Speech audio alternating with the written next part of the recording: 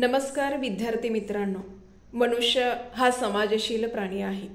तो समाजामध्ये वावरतो आणि हा जो समाज आहे तो एका उद्देशाने, एका विशिष्ट हेतूने, तो आचारांची, विचारांची, कल्पनांची, भावभावनांची देवाणघेवाण करण्यासाठी तो एकत्र आलेला आहे।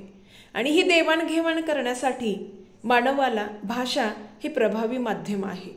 या भाषेचा उपयोग करून मानवाने अनेक क्षेत्रात विकास साधलेला आहे। खऱ्या अर्थाने भाषा या शब्दांचा जर विचार केला तर भाषा हा शब्द भाष या संस्कृत शब्दापासून तयार झालेला आहे।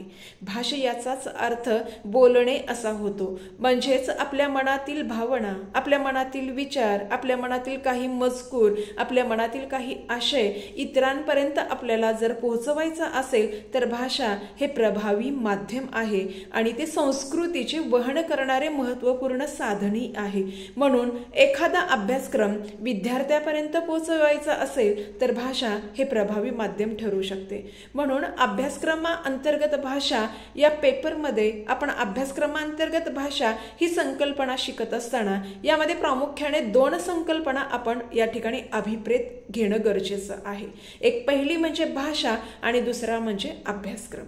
आता भाषा ही मानवाची अभिव्यक्ती करण्याचं महत्त्वपूर्ण साधन असं आपण म्हणतो। त्याचबरोबर अभ्यासक्रम म्हणजे तसा करिक्युलम, त्याला पर्यायी इंग्रजी शब्द आहे।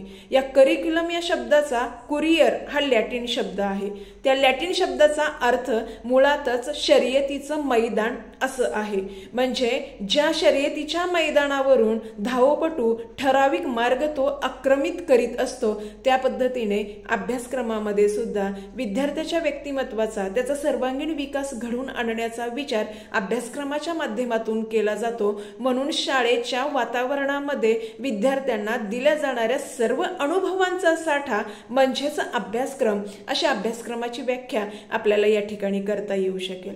आता भाषा, मुळातच भाषेचा विचार करत असताना ती ध्वनी आणि अर्थ यांचा अर्थपूर्ण जो समूह आहे, या समूहालाच आपण भाषा असं समजतो। ध्वनी आणि अर्थ यांची चिन्हांकित व्यवस्था यालाही आपण भाषा असं संबोधतो। खऱ्या अर्थाने अभ्यासक्रमांतर्गत भाषा हा दृष्टिकोन विचारात घेत असताना शालेय शिक्षणामध्ये समाजशास्त्र असेल, अर्थशास्त्र असेल, इतिहास असेल, भूगोल असेल, मराठी असेल, हिंदी असेल, विज्ञान असेल, गणित असेल, असे कोणतेही विषय आपण शिकविण्यासाठी किंवा विद्यार्थ्यापर्यंत त्या पाठ्यक्रमातील मजकूर पोहोचविण्यासाठी प्रभावी साधन आणि माध्यम म्हणून आपण भाषेचा उपयोग करत असतो।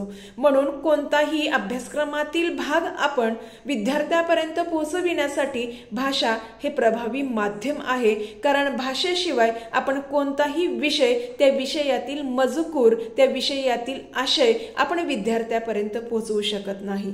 म्हणून अभ्यासक्रम अंतर्गत भाषा हा दृष्टिकोन समजून घेत असताना भाषा आणि अभ्यासक्रम याचा विचार करत असताना अभ्यासक्रमातील विषय जे आहेत, हे विषय आपल्याला विद्यार्थ्यापर्यंत पोहोचविण्यासाठी भाषेचं सहाय्य घ्यावं लागतं।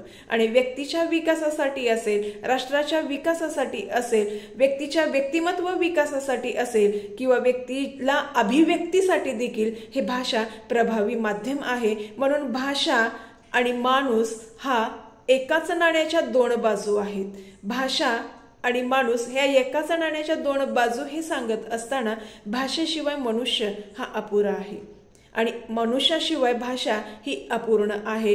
म्हणूनच मानवी जीवनाला खऱ्या अर्थाने दिशा आणि गती देण्याचं कार्य या भाषेच्या माध्यमातूनच झालेलं आहे। म्हणून भाषा हे व्यक्तिमत्व विकासाचे, व्यक्तित्व विकासाचे असेल किंवा स्वतःच्या मनातील विचारांचं प्रकटीकरण करण्यासाठी खरं तर भाषेचं सहाय्य मानव हा नेहमी घेत असतो। म्हणून भाषा आणि माणूस हा परस्पर संबंधित आहे, हे विसरून चालणार नाही। धन्यवाद।